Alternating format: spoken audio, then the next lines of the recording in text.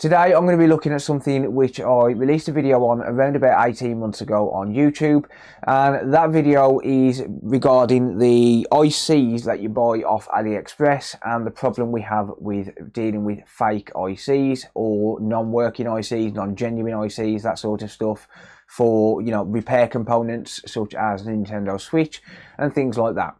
So the video did really well. It did a lot better than I actually expected it to, and I thought, you know what, AliExpress has got a little bit better recently over the past 12 months or so. So yeah, why not revisit it? This video isn't sponsored by anyone. It's not sponsored by AliExpress or any other company. I just went out and I bought these chips with my own money, and I've obviously taken the risk myself just to see if I can, well, buy genuine chips, I suppose. So yeah. I've bought some M92 T36s. These are the same chips which I bought last time. Last time it wasn't intentional. I bought them because I needed them. This time I bought them purely because I want to just see if it's getting any better. And if it does get better, how many of these chips work, and what's the failure rate on them, or do any of them work at all? I don't know. I've only had these delivered around about an hour ago, so I thought I'd do a video. So what I've got here is a working Nintendo Switch. This Switch does not belong to one of my customers, it belongs to my partner. So this Nintendo Switch works. I'm not going to be using obviously a customer's Nintendo Switch as a guinea pig. The reason I'm using this Switch in particular is because I know 100% that it works, and it does need a housing swap, so I need to build up a new housing for it and stuff, and I need to basically replace all of the shell, replace the Joy-Con rails and all of that stuff. So yeah, I'm using this one because I can just take the back off it, take the metal plate off, and then just, well, basically solder a new chip on without taking it out of the housing. I wouldn't recommend doing that normally, but because I don't really care about this screen or anything like that, I don't care if I damage the plastics on it or anything like that, I can use it as a guinea pig, and it means I haven't got to keep taking the board out, putting it back in, risking damaging connectors and stuff like that. So that's the reason I'm using this one. But as you'll see here, it does work absolutely fine. I will verify that it works on the dock as well, just to show you that, because that way then no one can say that I'm using a setup switch which doesn't work in a certain scenario and things like that. So I'll show you on the ammeter, I'll show you it charging, I'll show you it all working fine. I'm going to show you it on the dock as well. So I've got my dock right there, and then I'll get to installing some of these chips which I've bought off AliExpress for testing. So, with that being said, my name's Hakko. I'm an electronics technician, but I mainly work on games consoles. I do, of course, work on other stuff as well, though, so if that's the sort of stuff you're into, be sure to get subscribed and turn on the bell notifications, and that way you don't miss any future videos. If you do need to organise a repair, get in touch with me at thecody.repair, and I'll do my best to help. And if you need parts and supplies for PlayStation 5, Nintendo Switches, or anything else, check those out on my online store, consolefix.shop. I do make sure that every single component I sell is genuine and works perfectly fine. So yeah, consolefix.shop, check it out. But that being said, let's get into today's video.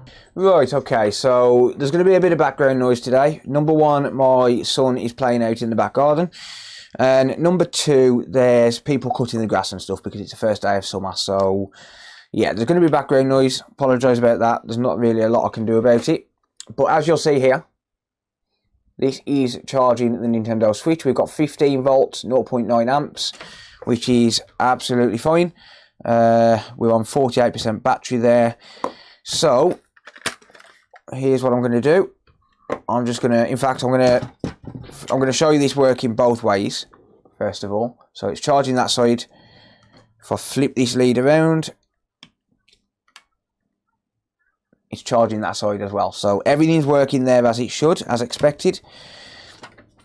I'm going to hook this up to the dock as well. I might have to mute the mic because sometimes the dock does interfere with the microphones. I'm not sure why, it just does. But never mind.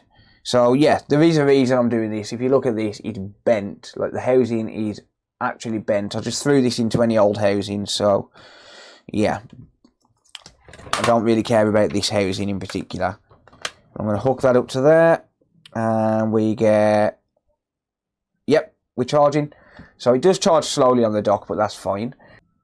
And there you go. So you can see this is working absolutely fine. Nothing wrong with it at all. So if we just unplug the dock now, yep, there you go. So that's absolutely fine, and it is the same switch.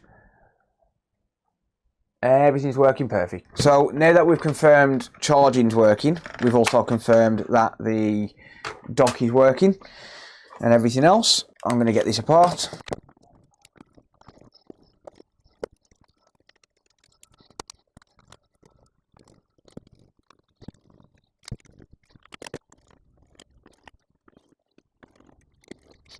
There we go. So just unplug that battery there, and I've just got a piece of tape holding this mod chip down, just because I couldn't be bothered to tape it down fully. I knew that I needed to change the housing on this all along, so yeah, I just basically left it as it was. But yep, there we go. So there's that. What I'm going to do is just disconnect this mod chip for now and just move it out the way. I'll just get rid of that, and I'll pop under the microscope and I'll show you what I'm going to do. So if we look here, we've got the M92 chip, and obviously this one works. This is a genuine M92 from another Nintendo Switch. Sorry, no, I've never changed this, or have I? I don't know. I don't think I've ever changed this chip. I don't think it's ever had an issue, so yeah.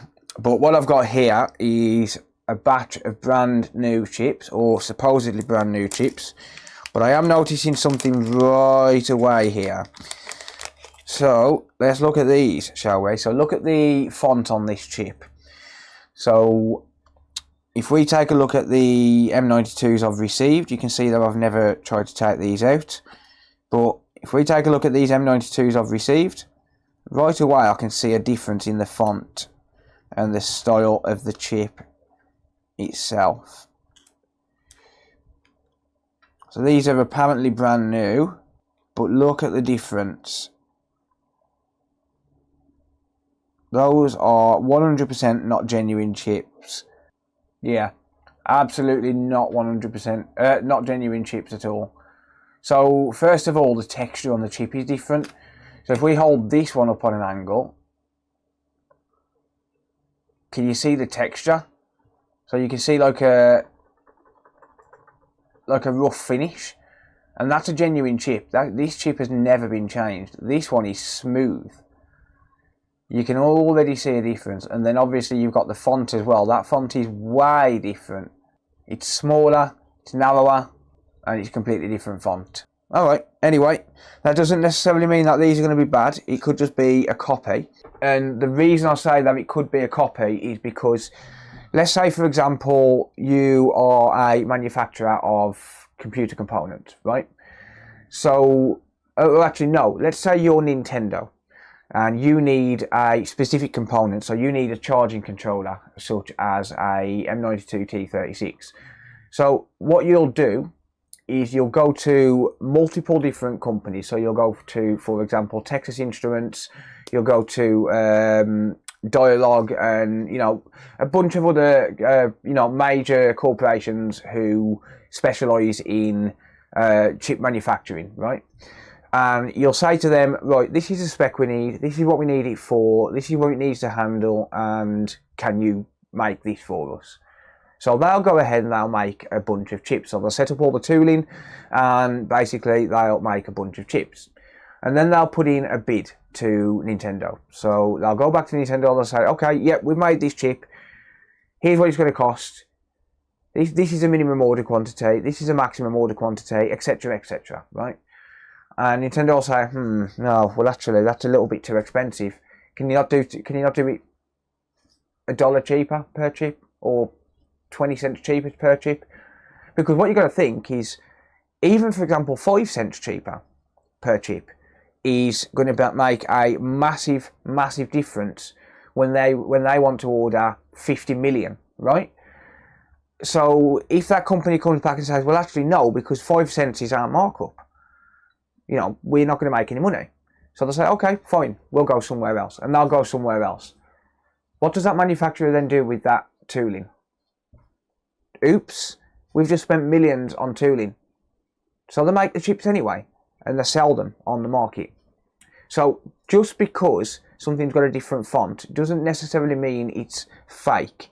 It could just be that it's from a different manufacturer, and they've ended up on the, for example, Chinese market, the market that we use for repairing stuff, right? they're not going to just waste all of that tooling. They're not going to waste all of those chips that they make.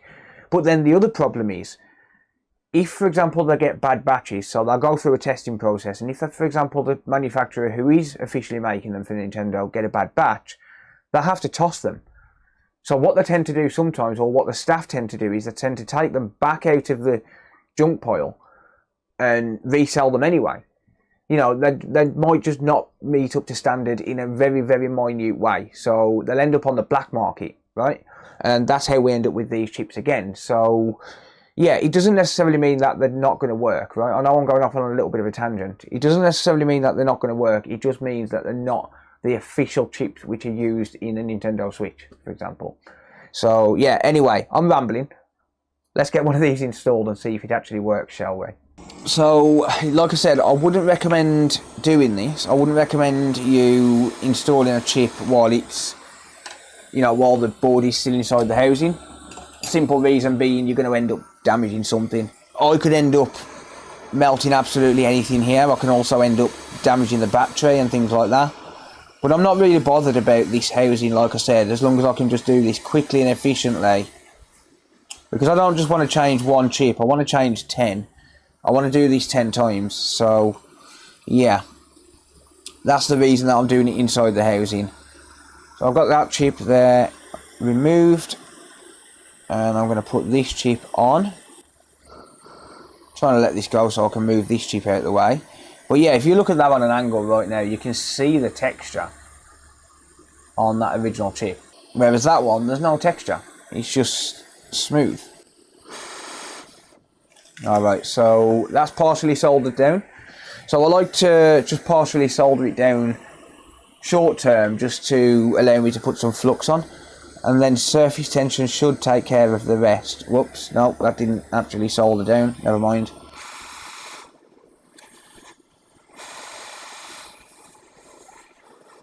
Okay, so that is soldered, but I am going to press down on the chip. Nope.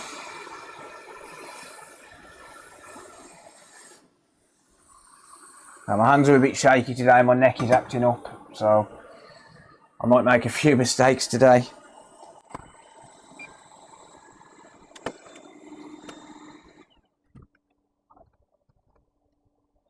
Okay, so that's soldered. Just going to get a little bit of IPA because I want to inspect it. Make sure that everything's in the right place. Yep, those pads are all making a contact on that side. It's a millimetre out, but it's more than acceptable. Yep, all making a contact there as well. Yeah, so like I say, it's a millimetre out on this side, but it's honestly fine. As you can see, the solder joints are all making a contact with the pads. This last side, yeah, it's absolutely fine. No problems at all. Alright, so obviously I don't want people saying that I'm sabotaging the results, so I am going to put it back exactly as it was. I'm just going to put the chip back on, or the mod chip rather. Okay, so mod board's back on. Just need to plug in the SD card reader.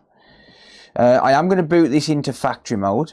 Sorry, not factory mode, well, stock mode. I don't want to boot it into the custom firmware that's on here. And the reason is because, again, people can say, oh yeah, you're sabotaging the results. So the way I can do that is just by holding volume down and press the power button. And yeah, right away I have damaged the screen on that. It's starting to flicker because of the heat I've used around it. So let's launch, semi-stock, there we go, and that should boot back into the stock firmware. It seems like this M92 is working. Okay, good. That is great news. Let's just grab the charger. Are we charging? We are. We get 15 volts, 0.85 amps. Flip it round. 15 volts, 0.8 amps. Yeah, okay. That's looking promising so far. However, it's not displaying on the dock. Oh no. Oh, that sucks. It's not displaying on the dock. So if I just load up my camera app here,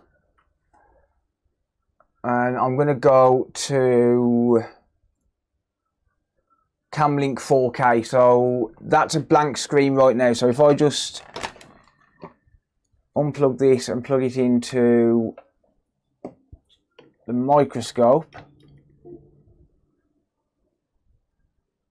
there you go. So you can see that's displaying on the microscope. I'll move that around. That's working.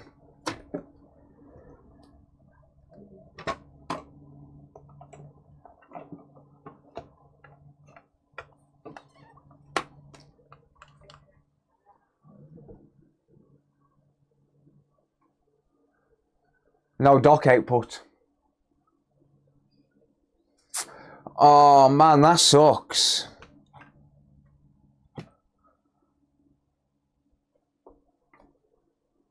Yeah, no dock output. Well, okay. Oh, I really had my hopes up there. Let me just make sure I haven't made a mistake here. No, no mistakes.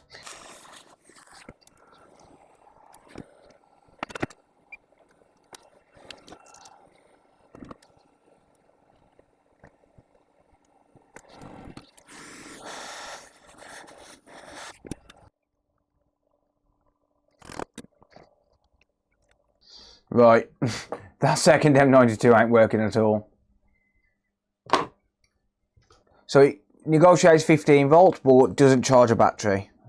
Let's just try pairing it on, because I know there's power in the battery. No, stone dead. I've damaged another battery terminal. But it is still there, it is still connecting. I will try another battery on this actually, just in case I have accidentally killed the battery with the heat. This is an OLED, but the batteries are the same. 15 volts, nothing. I'm just going to double check and see if I get voltage on the battery itself, or rather on the board where the battery is. 3.6 volts, yeah, so the connector's working. Let's try the original battery. Do I get anything? No, okay, so I do actually think I've killed that battery. Okay, it doesn't appear to be putting out a charge though. Yeah, I think I have actually killed that battery, but it just doesn't appear to be charging a battery at all. No, 0 amps. Stone dead. Stone dead. Okay, I'll try one more battery. Sorry, one more chip.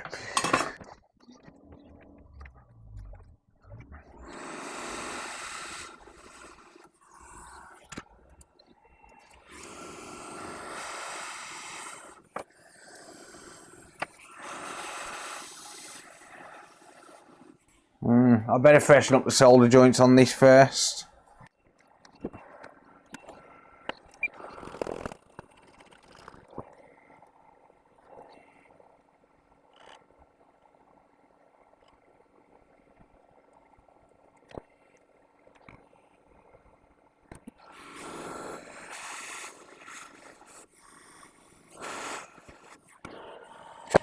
Okay, there we go. So I know that the battery in this OLED works, so I'm going to try it with that one. Okay, that's charging.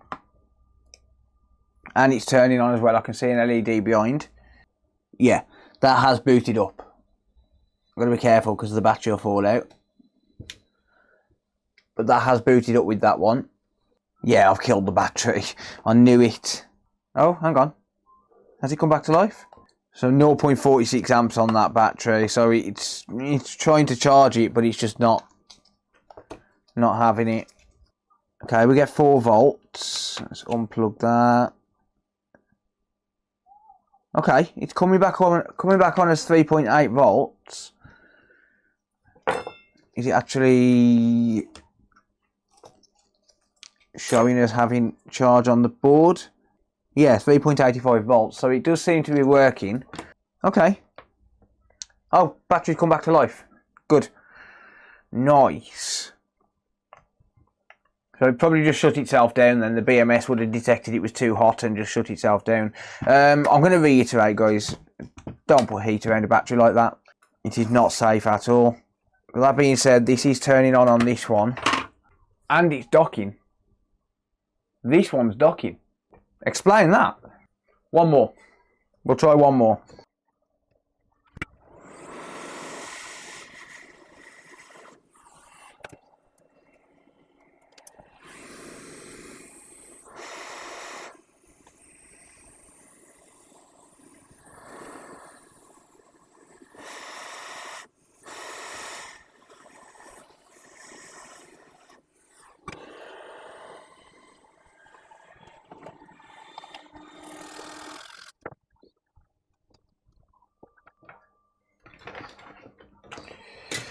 Okay, chip number 4. Is it chip number 4? Yeah, chip number 4. So that chip there works.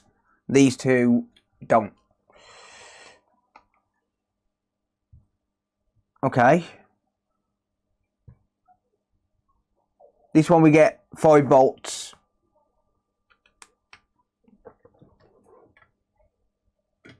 At 100 milliamps.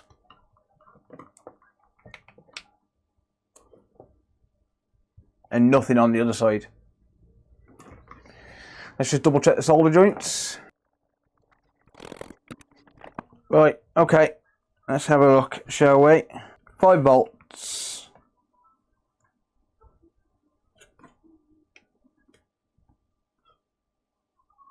Yep, 5 volts. What about the other side? Nope, nothing. Well, I think that just about does it. Too inconsistent. So yes, I was going to try 10 chips, but I don't think it's worth it. I've tried 4. One of them works. 2 don't at all. Sorry, 1 works. 1 works but doesn't dock. 1 was flickering on the screen and then just wasn't charging a battery. And the other one doesn't even negotiate 15 volts. So only 1 of those appear to work. How reliable is that chip going to be? I don't know, but I'm not going to find out. I am going to be getting a refund on my order because I don't accept fake chips. Well, that just about does it. I hope you enjoyed the video. This just proves that no, AliExpress still haven't done anything about fake chips. I thought they might have done by now, but they haven't. So there we go. Yeah, that's going to be it for this video. I hope you enjoyed it. Thank you very much for watching. Let me know what you think down in the comment section down below. As always, I always read all of the comments and I'll do my best to answer if I can. If you do need to organise a repair, you can get in touch with me at www.thecoded.repair. And if you need to buy genuine parts, you can buy those from my online store. This wasn't just an advertisement for my online store. This was because M92s, finding real M92s is almost impossible. So yeah, thank you very much for watching. I really do appreciate it. And until next time, take care everyone, and I'll see you all in the next video. Bye for now.